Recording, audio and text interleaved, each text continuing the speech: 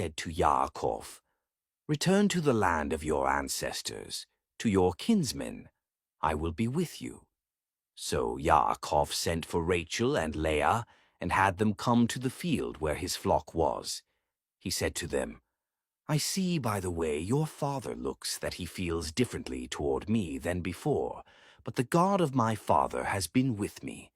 You know that I have served your father with all my strength, and that your father has belittled me and has changed my wages 10 times, but God did not allow him to do me any damage. If he said, 'The speckled will be your wages,' then all the animals gave birth to speckled young, and if he said, 'The streaked will be your wages,' then all the animals gave birth to streaked young. This is how God has taken away your father's animals and given them to me. Once, when the animals were mating, I had a dream. I looked up, and there in front of me the male goats, which mated with the females, were streaked, speckled, and mottled. Then, in the dream, the angel of God said to me, 'Yaakov,' and I replied, 'Here I am.' He continued, 'Raise your eyes now and look. All the male goats mating with the females are streaked, speckled, and mottled. For I have seen everything Laban has been doing to you. I am the God of Beit El, where you anointed a standing stone with oil, where you vowed your vow to me. Now get up, get out of this land, and return to the land where you were born.' Rachel and Leah answered him, 'We no longer have any inheritance from our father's possessions, and he considers us foreigners, since he has sold us. Moreover, he has consumed everything he received in exchange for us. Nevertheless, the wealth which God has taken away from our father has become ours and our children's anyway. So whatever God has told you to do, do.' Then Yaakov got up, put his sons and wives on the camels, and carried off all his livestock, along with all the riches he had accumulated, the livestock in his possession which he had acquired in Paddan Aram, to go to Yitzchak his father, in the land of Canaan. Now Laban had gone to shear his sheep, so Rachel stole the household idols that belonged to her father, and Yaakov outwitted Laban the Arami by not telling him of his intended flight. So he fled with everything he had. He departed, crossed the Euphrates River, and set out for the hill country of Gilead. Not until the 3rd day was Laban told that Yaakov had fled. Laban took his kinsmen with him, and spent the next 7 days pursuing Yaakov, overtaking him in the hill country of Gilead. But God came to Laban the Arami in a dream that night, and said to him, 'Be careful that you don't say anything to Yaakov, either good or bad.' When Laban caught up with Yaakov, Yaakov had set up camp in the hill country, so Laban and his kinsmen set up camp in the hill country of Gilead. Laban said to Yaakov, 'What do you mean by deceiving me and carrying off my daughters as if they were captives taken in war? Why did you flee in secret and deceive me and not tell me? I would have sent you off with joy and singing to the music of tambourines and lyres. You didn't even let me kiss my sons and daughters goodbye.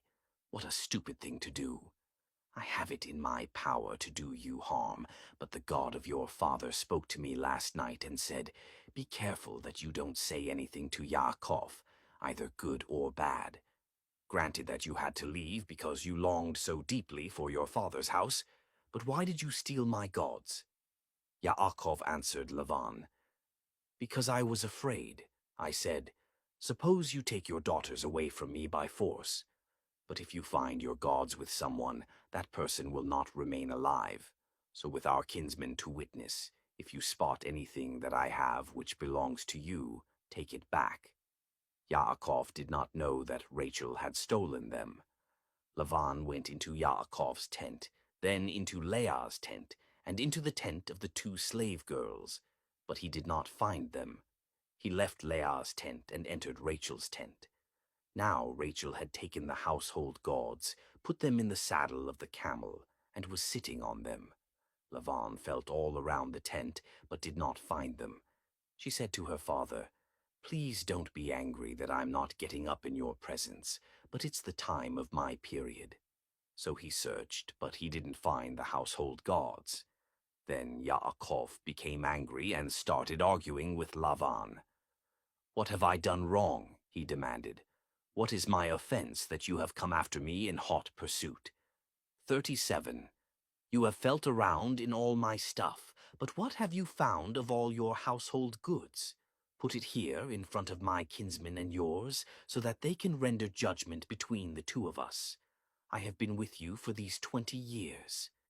Your female sheep and goats haven't aborted their young, and I haven't eaten the male animals in your flocks. If one of your flock was destroyed by a wild animal, I didn't bring the carcass to you but bore the loss myself. You demanded that I compensate you for any animal stolen, whether by day or by night. Here's how it was for me. During the day, thirst consumed me, and at night the cold. My sleep fled from my eyes. These 20 years I've been in your house. I served you 14 years for your 2 daughters and 6 years for your flock, and you changed my wages 10 times. If the God of my father, the God of Abraham, the one whom Yitzchak fears, had not been on my side, by now you would certainly have already sent me away with nothing. God has seen how distressed I've been and how hard I've worked, and last night he passed judgment in my favor."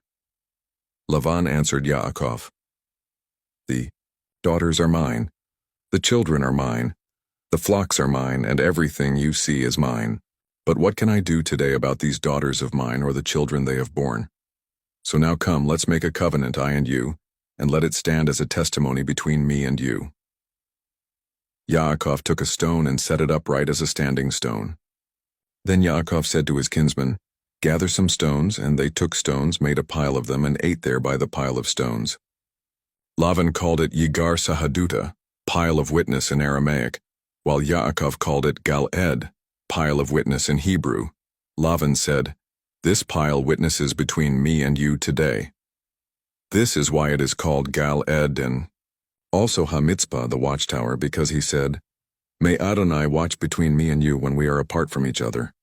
If you cause pain to my daughters, or if you take wives in addition to my daughters, then, even if no one is there with us, still God is witness between me and you."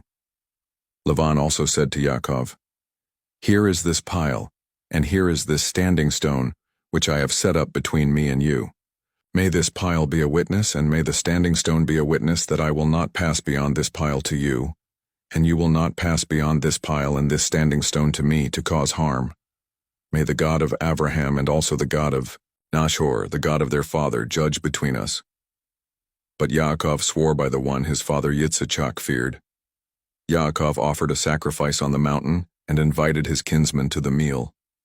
They ate the food and spent the whole night on the mountain.